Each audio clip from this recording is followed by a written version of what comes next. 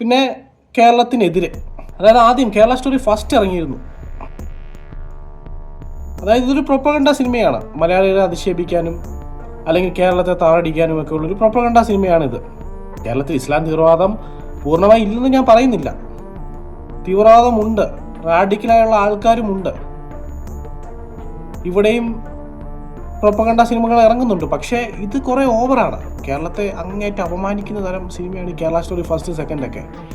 അതായത് ഈ Kerala story first ഇറങ്ങിയ സമയത്ത് തന്നെ കേരള സ്റ്റോറി ഫസ്റ്റ് കണ്ടിട്ട് പലരും വിചാരിച്ചിരിക്കുന്നത് കേരള സ്റ്റോറിയിലെ ആ കഥ തന്നെയാണ് കേരളം. അല്ലെങ്കിൽ ഈ ഫസ്റ്റ് കണ്ടെല്ലാവരും വിചാരിച്ചിരിക്കുന്നത് കേരള സ്റ്റോറി പോലെയാണ് യഥാർത്ഥത്തിൽ കേരളമെന്ന്. അതിൽ തന്നെ ഞാൻ ഈ പുറത്ത് വർക്ക് ചെയ്ത ഒരു വ്യക്തിയാണ്. ഞാൻ ഇന്ത്യയിലെ പല സംസ്ഥാനങ്ങളിൽ വർക്ക് ചെയ്തിരുന്ന സുഹൃത്തുക്കളുണ്ട്.